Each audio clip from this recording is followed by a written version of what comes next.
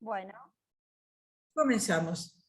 bueno, yo soy Elizabeth Murray y voy a hablar de lo que fue la cultura de los aztecas.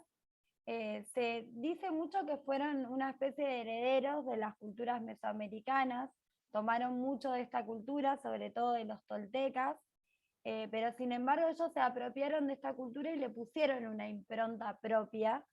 eh, Sobre todo la tomaron porque ellos se sentían pertenecientes al pueblo del sol, y quedaron fascinados con la pirámide del Sol que encontraron en Teotihuacán.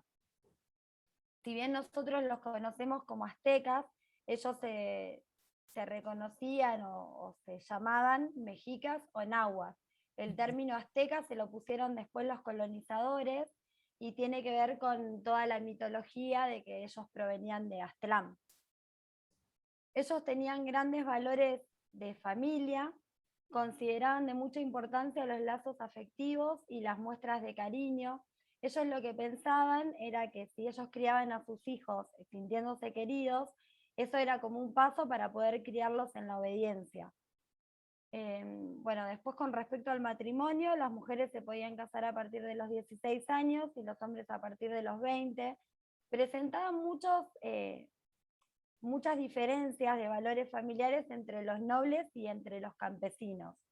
En la nobleza, por ejemplo, el rey podía tener una esposa oficial, pero podía tener varias concubinas.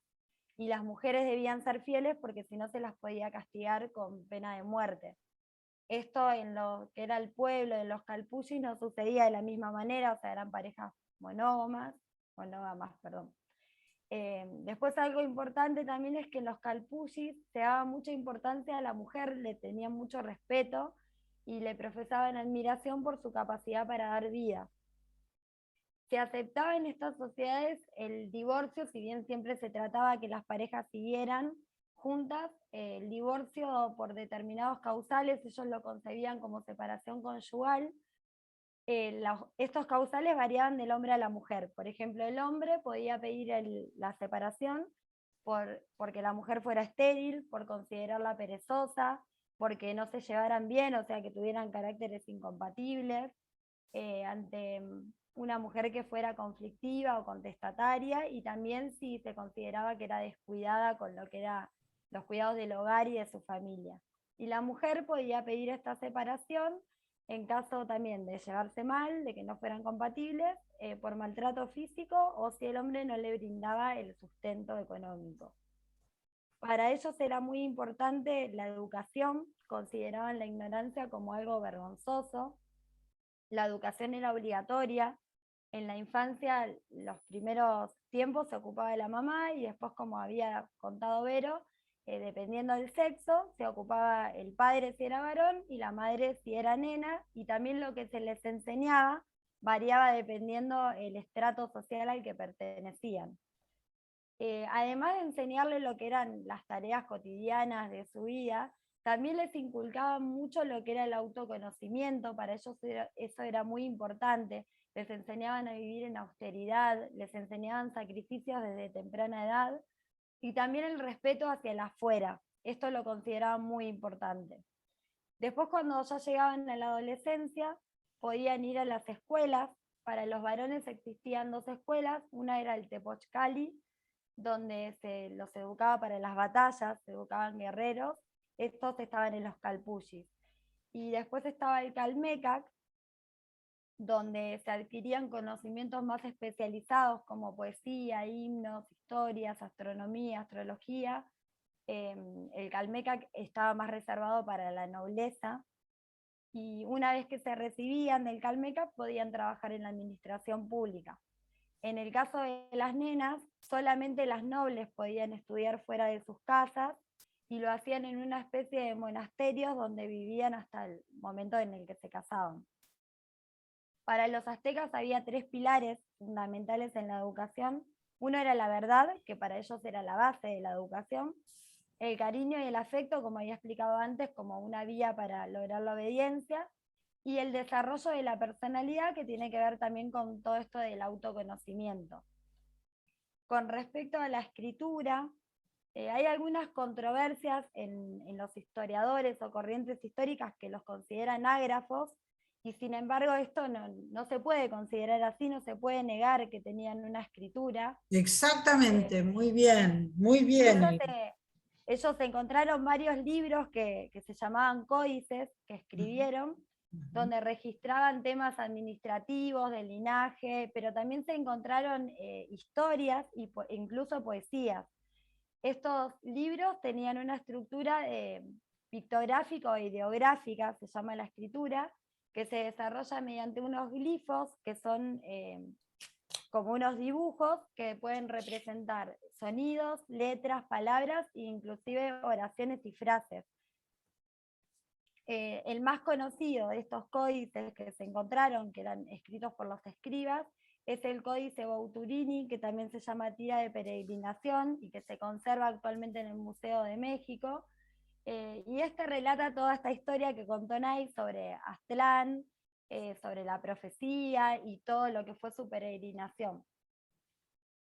Su lengua era Eh, el nahuatl. Los aztecas crearon también dos calendarios.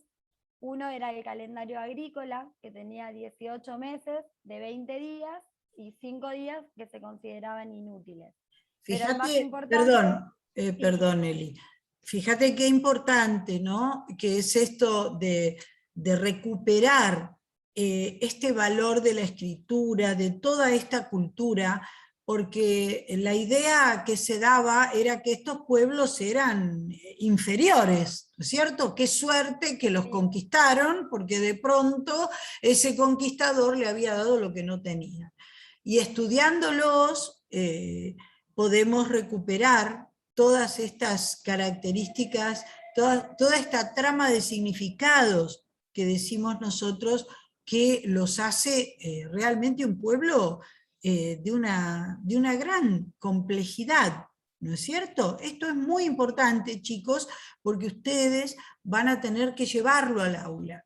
Y es muy importante que se lleve al aula con estos criterios, ¿no es cierto? Por eso está muy bien que hayas de alguna manera planteado esas diferencias historiográficas que de alguna forma eh, eh, invisibilizaban lo que era el valor cultural de estos pueblos. ¿Eh? Bueno, adelante, Eli, muy bien, muy, muy bien. gracias, profe. Bueno, el más conocido de estos dos calendarios es el calendario solar, también conocido como Piedra del Sol. Era una escultura que tenía determinados simbolismos que lo que representaba era su concepción del universo. Este calendario tiene 365 días, al igual que el nuestro, y tiene 5 periodos que son como una especie de estaciones que ellos llamaban COSIG. Estos lo que señalan son el tiempo del agua y el viento, el tiempo de la cosecha, la sequía, que es el inicio del calendario, el tiempo de fiestas y celebraciones, y por último, el tiempo de las enfermedades. Después, bueno, lo que son las expresiones artísticas, como había dicho antes, ellos, si bien tomaron mucho de lo que era la cultura, sobre todo tolteca, pudieron poner su propia impronta, se destacaron mucho por su urbanismo, la arquitectura y en distintas artes. Y lo que me parece interesante es que, o al menos yo lo interpreté así, que todo este arte también es una manera como de solventar y sostener toda la historia mitológica que, como dijo Nailo, que busca es legitimar tanto el poder político como también la apropiación de la tierra. O sea, ellos tenían toda una historia que consideraban verdadera y que estaba ahí apoyada por todo lo que era el arte también, que de lo que más hablaba el arte era de la religión y de toda la mitología. Excelente, muy bien, muy bien. Bueno, en cuanto a las artes, se destacaron en las esculturas, hacían esculturas en piedra y en madera. Estas esculturas estaban adornadas con piedras, con plumas, con pinturas de colores fuertes y representaban principalmente temas religiosos y de la naturaleza. Las más conocidas son, como había mencionado antes, la Piedra del Sol, que es el calendario solar, y también la escultura del guerrero Yaguar. También realizaron pinturas murales que representaban escenas cotidianas, rituales y batallas. Y trabajaron también, se destacaron en la cerámica. Esta también la adornaban con dibujos de animales, dibujos femeninos y de fertilidad. En lo que es la cerámica se encuentran tanto objetos que usaban en los templos para rituales, como también objetos, por ejemplo, instrumentos. Se encontró una flauta de cerámica, y también objetos que usaban para su vida cotidiana, como vasijas, platos, vasos y demás. También en la orfebrería trabajaron el oro, la plata y el bronce, hacían joyas, ornamentas, algunos tipos de armas y también algunos objetos decorativos. Pero en lo que más se destacaron fue en la arquitectura. Fueron grandes arquitectos, sus obras eran de una gran magnitud e imponencia, perdón, Imponencia. porque también la usaban como una manera de demostrar su poder. Su máximo logro fue la ciudad de Tenochtitlán, que fue construida sobre tierra blanda, sobre el lecho del lago Texcoco. Y bueno, para construir toda esta ciudad tuvieron que desarrollar un sistema de construcción sin cimientos. Entonces lo que hacían ellos era un sistema a base de unas estacas o palos que medían alrededor de 10 metros de largo, que iban estancadas al suelo pantanoso y las rodeaban con piedra volcánica para añadirle fuerza. Con este sistema construyeron toda la ciudad y todas las posteriores construcciones que hicieron. Lo más emblemático de sus obras son las pirámides, las cuales tenían templos y las usaban para venerar a sus dioses. Unas de las más conocidas son las pirámides del Sol y la Luna, que son unas réplicas de lo que encontraron en Teotihuacán. Y estas pirámides eran representaciones de las montañas, que para ellos eran fuente de agua y fertilidad. También había otras pirámides que representaban al cielo con sus 13 niveles celestiales. También algo muy interesante es que se dice que estaban al mismo nivel, digamos, que las pirámides egipcias, pero con la diferencia que los aztecas no tenían la tecnología que sí tenían desarrollada los egipcios. O sea, los aztecas era toda fuerza humana, los egipcios ya tenían ciertas tecnologías, como por ejemplo las poleas, que ellos no contaban con todo esto. Claro. Bueno, una de los templos más conocidos y destacados es el Templo Mayor, el cual en su base está coronado por los templos gemelos, que tienen una doble escalinata porque veneran a dos dioses distintos. En la izquierda Huitzilopochtli y en la derecha Tlaloc y los Tlaloques. Y este templo es muy importante, el templo doble o los templos gemelos, porque lo que representa su visión cosmológica de las oposiciones coincidentes, los que ellos llaman oposiciones coincidentes, que son, por ejemplo, el sol y la luna, la sequía y la lluvia, todo esto que son como dualidades, digamos. Después, con respecto a las viviendas variaban dependiendo del estrato social. Las casas de los nobles eran de piedra, cubiertas con estuco, y los campesinos solían vivir en casas mucho más sencillas, de adobe, barro y ramas, y tenían una especie de baño que se llamaba tamezcal. También construyeron un acueducto para llevar el agua desde los manantiales hasta la ciudad, y este acueducto pasaba por encima del lago Texcoco y era de doble canal, tenía un canal que mantenía el agua limpia y otro por donde el agua fluía. Construyeron también una represa que tenía doble función. Por un lado era una forma de protegerse de posibles enemigos, y por otro lado de protegerse de la ciudad de las inundaciones. Y también construyeron un sistema de carreteras que tenía este mismo sistema sin cimientos, con los palos, y conectaba las ciudades, y a la vez servía también para transportar cargas más pesadas o más grandes, si bien esto también lo hacían a fuerza humana porque no contaban todavía con ningún sistema de transporte. Y bueno, también algo en lo que se destacaron fue en las chinampas, que ya las había mencionado mi compañera. Eran islas artificiales que lo que permitían era crear tierra de cultivo donde no había, que era en el agua. Bueno, después, con respecto al entretenimiento y el deporte, se conoce un juego que era el juego de pelota.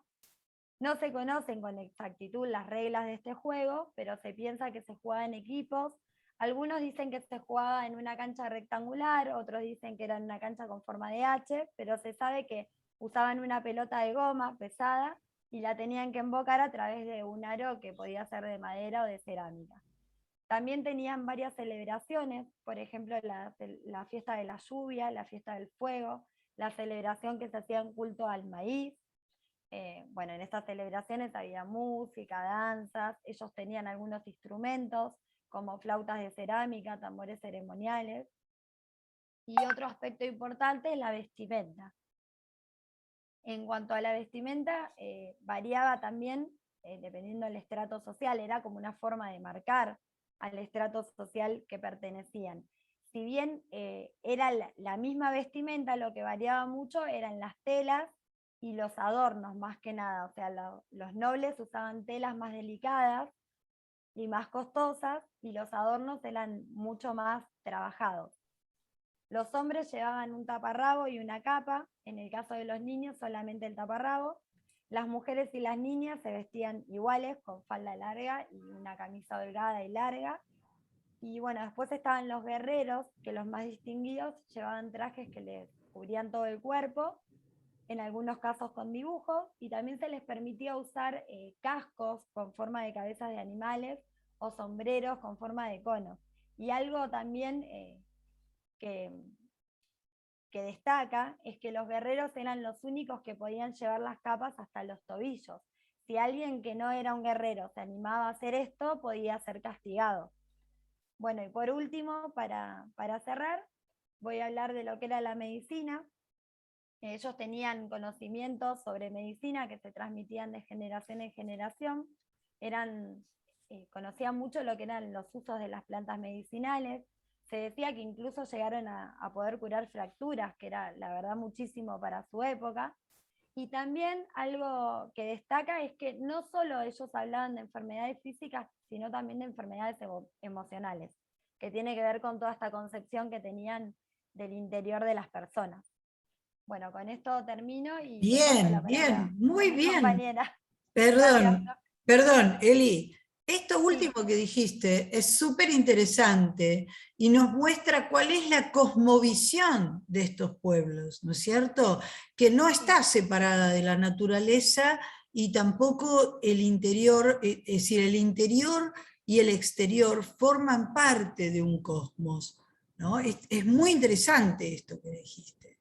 Bueno, muy bien, muy bien. Bueno, queda gracias, Paula, ¿no es profe. cierto? Sí, Sí, profe. Ahora, mi nombre es Paula Rotella y voy a desarrollar religión de los mexicas. La religión de los mexicas no era solo la religión oficial de una sociedad, también de un estado, pues de ella derivaban su legitimidad los gobiernos de Tenochtitlán, quienes los promovían por todos los medios de su alcance. Para ellos la religión se dio como una fusión de las instituciones en virtud de la vida en sociedad y de los individuos que se desarrollaban dentro de una esfera única en acción, constituido por un conjunto orgánico de todas las instituciones sociales, incluida la religión. Se mostraba más bien sincretismo, o sea que el culto cobraba identidad propia a partir de la convergencia de ritos y creencias provenientes de diferentes tradiciones religiosas. O sea que ellos no imponían sus propios dioses, más bien adoptaban a los dioses de otros pueblos. Para entender mejor sus ritos hacia sus dioses, primero debemos saber un poquito sobre el origen de sus dioses que ellos adoraban. Estaba el Ometl, que era un dios dual que se encontraba en lo más alto del cielo, que era el lugar de la dualidad. De ahí surgieron 4 generaciones de dioses, que eran los espejos humeantes. De estos 4 dioses procedieron los dioses secundarios, también llamados semidioses, que se hallaban a la mitad del camino entre dioses y el hombre.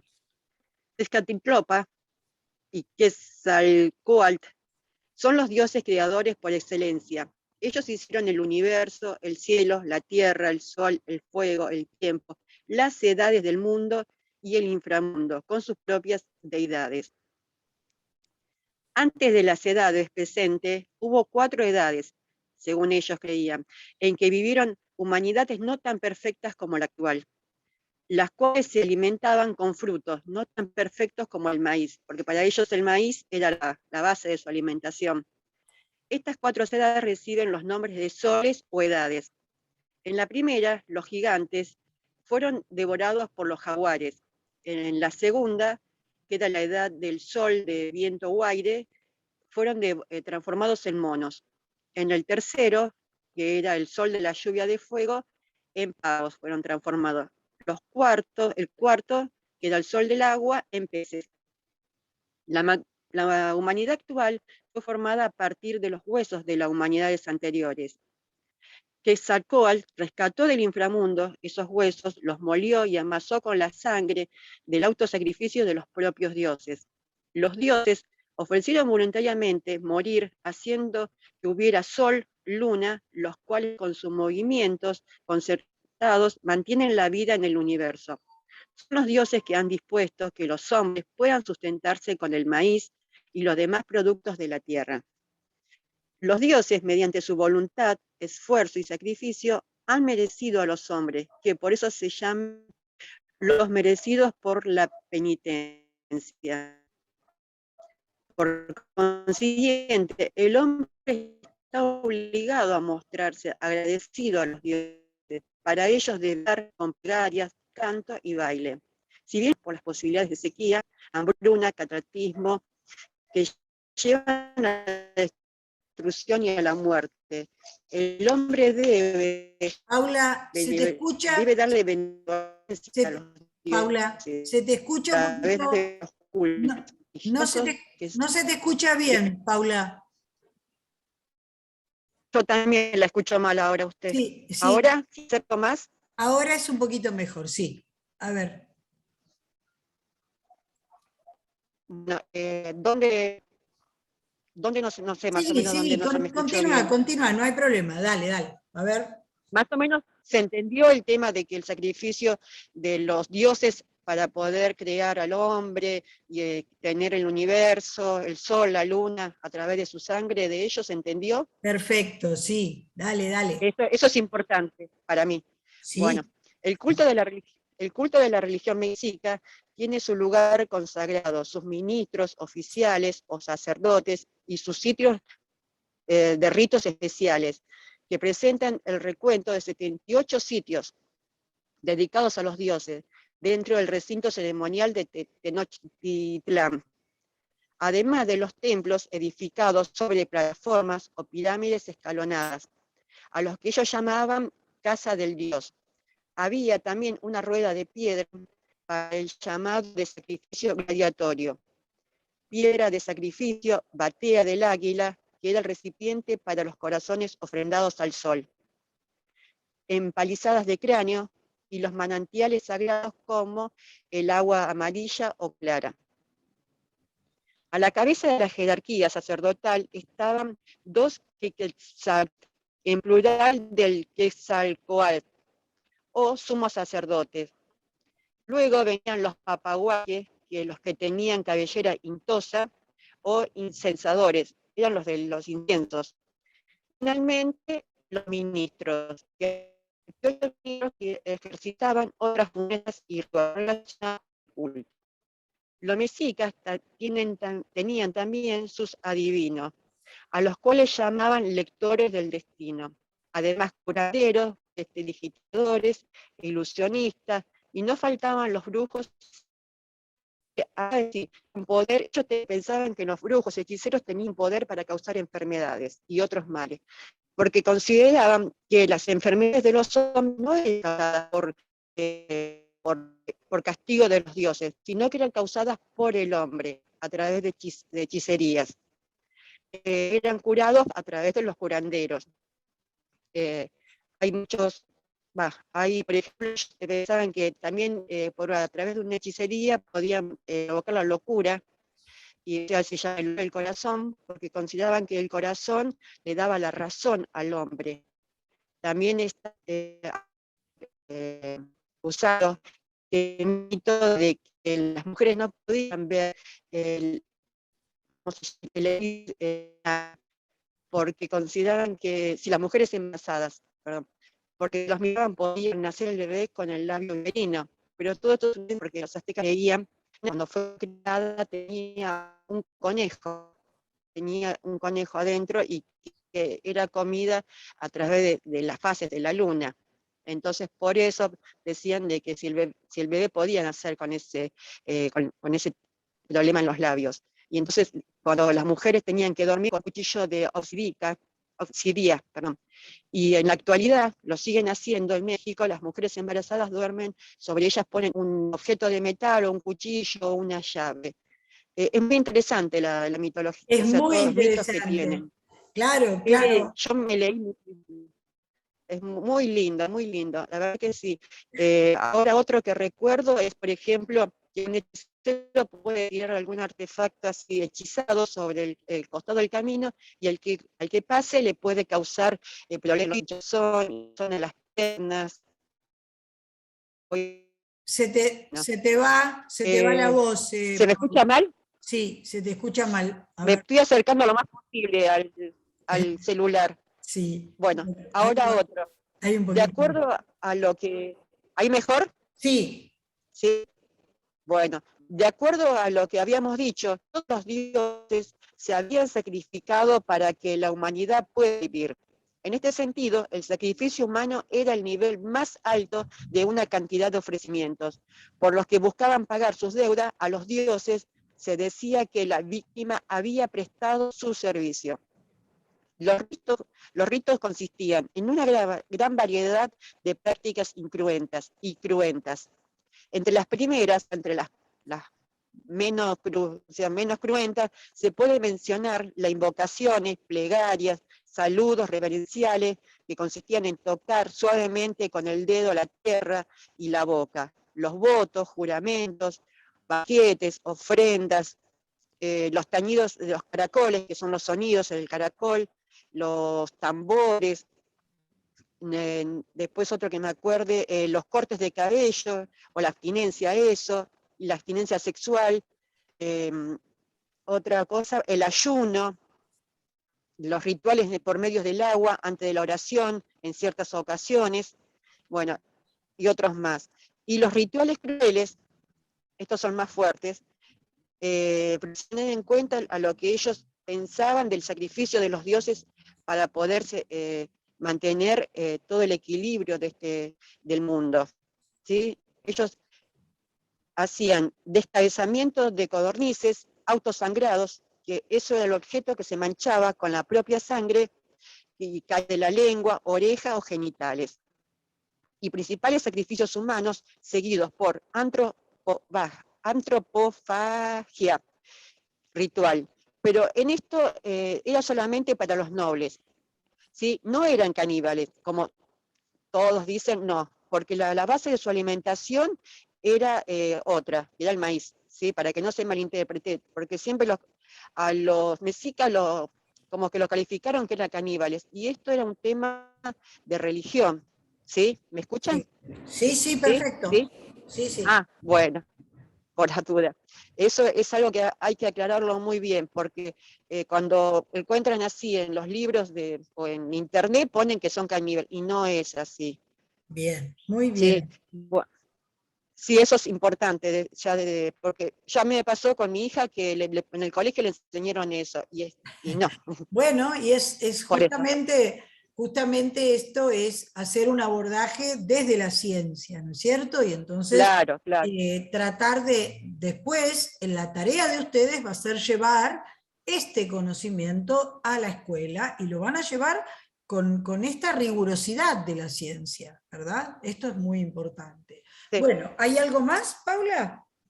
¿O sí, ya sí, sí, sí, sí, tengo cansa? más. Sí, dale. Las, las guerras, las guerras, además de medio de conquista y apropiación de tributos, era la institución destinada a seguir los sacrificios humanos para los dioses, ya sea porque los muertos en batalla era visto como sacrificados rituales o por el esfuerzo principal de los combatientes, estaba orientado a la captura de los prisioneros, que luego eran inmolados y sacrificados en diversos tipos como sacrificios gladiatorios, ahogamientos, bueno, y palizas, y etcétera. Es bastante crueles. Sí. Después, los ritos se practicaban a lo largo del siglo de las festividades calendarias, el cual estaba asociado al ciclo anual de los climáticos y a la producción agrícola. Todos estos ritos, y principalmente los sacrificios humanos, tenían la finalidad de restaurar la fuerza de los dioses y propiciar sus favores para que ellos a su vez mantuvieran en existencia al universo. Así que la actitud religiosa del pueblo mexica implicaba una intención responsable, solidaria y utópica con respecto a las sociedades humanas del futuro. Cada ser humano poseía su propio destino individual. Se pensaba que los hombres nacían y a la intervención directa de la deidad suprema. Cuando la partera bañaba al recién nacido, dirigiéndose al agua decía: piadosísima Señora nuestra, aquí ha venido a este mundo tu siervo, al cual envía nuestra madre y padre, que se llama Ometeotl, que vive sobre los cielos. El tipo de muerte, y no tanto el mérito moral, determinaba el futuro de los individuos en el más allá. Los que morían ahogados eran enterrados en sitios sagrados, que se llamaban casas de niebla, y se creía que luego eran conducidos a la morada de Tlaloc, que era el dios del agua, lugar de perpetua fertilidad y alegría. Allá iban también otros muertos por el agua, como los alcanzados por el rayo, y también los que padecían enfermedades de la piel. Los muertos en la guerra, los mercaderes que morían en el curso de alguna expedición y tierras lejanas, los gobernantes y otros personajes importantes eran cremados. Una pequeña porción de la ceniza era consumida por los parientes y deudos del difunto. Y el resto, conviene señalar que esto no se ha encontrado monumentos funerarios de la época. Es probable que las cenizas hayan sido depositados dentro del recinto sagrado del templo mayor.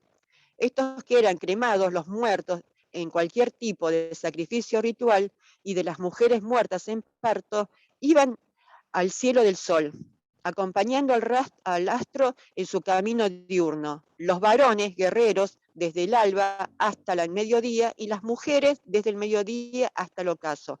Pasando 4 años, los guerreros se convertían en colibríes, y las mujeres muertas en parto se consideraban diosas o mujeres nobles. Los muertos comunes eran inhumados y se creían que iban sumergiéndose paulatinamente en los estratos del inframundo, hasta retomar a la nada original, y también al cabo de 4 años. Las fiestas religiosas tenían como fin equilibrar la voluntad creadora. El ritual del fuego nuevo, que se originaba cada 52 años, ciclo completo, para evitar el fin del mundo. Durante los últimos 5 días del ciclo empezaban las preparaciones, que incluía la abstinencia del trabajo, el ayuno, la limpieza ritual, la destrucción de los objetos hogareños, y los sacerdotes subían a la cima de un volcán donde sacrificaban un hombre. Luego se encendía una fogata desde la cual se prendían antorchas para colocarlos en el templo de las ciudades. De este modo se mantenía la continuidad de los movimientos solar y del tiempo, el pacto celebrado por los dioses para dar vida a este mundo, lo reafirmaba el hombre. Y por último, ya me falta poquito, los ritos de la lluvia y el mar, de hecho, formaban 2 ciclos íntimamente entrelazados. Del año. Esta estación o la del sol y de la lluvia en tiempos verdes, se distinguen 3 grupos de fiestas. La primera, el ciclo de la estación seca, y la petición de la lluvia. Esta última incluía sacrificios de niños en honor al dios del agua. Era la fiesta de la siembra y los ritos de la estación de lluvia, cuando maduraban las plantas del maíz. La tercera, la cosecha y el culto de los cerros. Bien, al final de la estación de lluvia... Se te fue el sonido. Me parece que se le cortó. Paula, sí, se le cortó, pobre. Se cortó, sí, pero igual más o menos está poquito, Sí. Porque justo dije que la cosecha y el culto de los cerros, entonces empezaba a... Cerralo, Paula, así. Las aguas pluviales se retiraban al interior. Bien. Bueno. ¿Puedo seguir? Sí, ¿hay algún cierre que van a hacer de esto, chicos? Sí, profe, yo quería, Dale. si hay tiempo, leerle una conclusión que hicimos Sí. entre todas. Por favor. ¿Tenemos tiempo? Sí, ¿no? Creo que sí, que llevo. Bueno, dale. Los aztecas fueron una civilización que, si bien tomaron restos de una cultura que ya existía, lograron apropiarse creando una trama de significados propia, con una impronta personal y basada principalmente en sus creencias religiosas y en su sentido de pertenencia como pueblo del sol. Su espíritu dominante, su gran ingenio, su poder de creatividad y la magnificencia de sus creaciones dejaron rastros imborrables en la cultura mexicana. También podemos afirmar que parte de sus creencias religiosas son el origen de las raíces chamánicas de América Latina. Esta cultura, por su profundidad, es imborrable incluso cuando ya no existan sus habitantes. Bueno, muy bien, muy bien, muy bien, Gracias. chicos. Me pareció interesante, o sea, lo que hablamos es sobre todo esto de la religión, que América Latina se identifica hoy en día con la religión católica y en realidad no es cierto. Nuestras Exacto. raíces son chamánicas y en eso la verdad que los aztecas son como los padres del chamanismo. Bueno, ahí tenemos el concepto de etnocidio, ¿no? Que ya lo vamos a ir incorporando y bueno, lo vamos a ir analizando. Bueno, realmente, obviamente nos vamos a volver a conectar, pero quería decirles que es muy importante lo que hicieron, muy interesante y sobre todo con un esfuerzo muy grande. Yo quiero destacar esto que están haciendo, chicos, porque lo estamos haciendo en pandemia y estamos sosteniendo el valor del profesorado en pandemia, ¿no es cierto? Con la ciencia en las manos, con textos académicos, luchando con la tecnología, pero realmente con un compromiso muy grande. Yo quiero cerrarles este trabajo que están haciendo con 3 palabras que a mí me ha dicho una vez un alumno, que hemos tenido responsabilidad, compromiso y excelencia. Y eso, la verdad, me parece que define a la docencia. Así que bueno, le vamos a dar un aplauso, chicos, todos los compañeros. Gracias, profe, gracias. Gracias. Profe. Claro que Gracias sí. gracias por su reconocimiento, gracias. Es así, es así. Bueno, vamos a ver cómo era esto. ¿Cuánto nos Queda queda? menos de un minuto. Bueno, entonces nos reconectamos, ¿sí? ¿Les parece? Bueno, sí,